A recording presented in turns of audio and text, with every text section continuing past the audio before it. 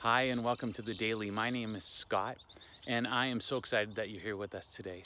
Especially if this is your first time, welcome here. It is so great to have you. And if you have been here week after week and day after day joining us, it is great to have you come back. And especially this week, as we have been walking through those last days of Jesus here on earth, leading up to Easter weekend, and discovering his story and each day what happened to Jesus in hopefully a new and fresh way. And today especially, which is Good Friday. And I don't know, if you're like me, you kind of want to run by Good Friday. You want to get to the good stuff, if you will, on Easter. And yet, as that old preacher used to say, he said, Friday's here, but Sunday's a coming. You kind of want to live in the Sunday. But I think there's something that we can learn on Good Friday. Some things we can discover if we actually spend the time waiting, if we actually spend the time listening, perhaps even discovering something new that God might want to teach you and me today. I came to this quiet place around Mission Creek Park, just some water and birds, and it's a bird sanctuary actually, and it helped me just kind of calm down and be quiet for a little bit. As I was preparing for today, I was reminded of a prophet named Jeremiah. Now, Jeremiah was living in a time where his nation got taken over by Babylon. And they had invaded and they had destroyed everything, literally everything, that these people had loved and hoped for. And everything got lost or changed. Nothing was as it was before. And he writes some words in Lamentations that I think are so poignant, not only for the time we're living in today, but also for Good Friday. He says in Lamentations chapter 3, verse 17, I have been deprived of peace.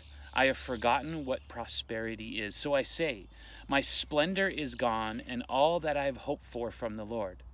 And he says this, he goes, I remember my affliction and my wandering, the bitterness and the gall. I remember those things. He goes, I'm looking at those things. I'm not trying to run away from those things. I'm trying to remember how bad those things were, how those things hurt, how there was pain with them. And in verse 20 he says, I well remember them, and my soul is downcast within me. He doesn't kind of fake being happy in the middle of a painful situation. He doesn't fake being happy in a situation that is uncomfortable and full of tension and worrying about the future. He says, actually, I look at it and my soul is overwhelmed. My soul is hurting. It reminds me of that great theologian and writer C.S. Lewis and what he wrote about pain. He said this, he said, we can ignore even pleasure, but pain insists upon being attended to. God whispers to us in our pleasures, speaks in our conscience, but shouts in our pains. It is his megaphone to rouse a deaf world. It's his megaphone to rouse a deaf world.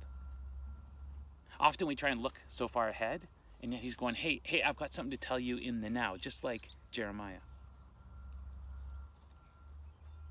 Lamentations reminds us of the importance not only of mourning over our sin and our situation, but asking God for his forgiveness when we fail him. It's really what led Jesus to the cross, isn't it? Our sin, our failings, our difficulty. And he took our pain. He carried our sin. It serves us well on Good Friday to remember that. To remember why Jesus went to the cross. To remember all the things that we have done and continue to do before we run to Easter.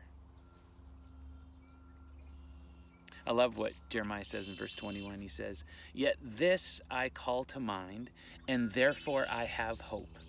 Because of the Lord's great love, we are not consumed, for his compassions never fail. They are new every single morning. And this last line, great is your faithfulness.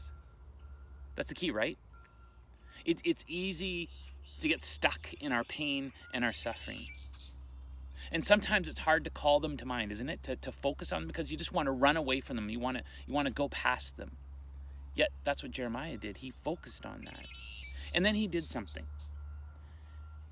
In verse 23, he turned his mind. He said, yeah, I'm going to remember that. I'm going to dwell there, but I'm going to remember something. I'm going to remember the Sunday's coming. I'm going to remember the faithfulness of God. And if you turn your mind, if you not only focus on what was, then when you look ahead to what is and what can be, you will discover God's abundant love, his incredible hope, and even more so, his faithfulness. That's what you'll discover.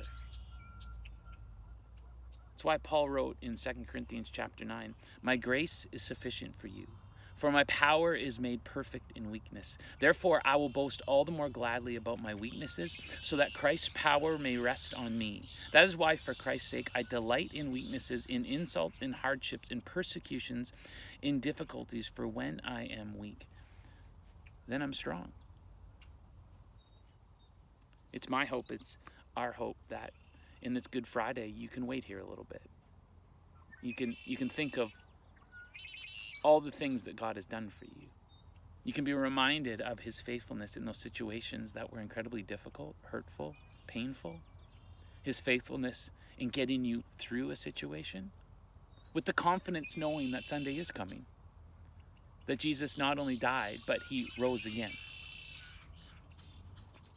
But today, maybe just take some moments and think.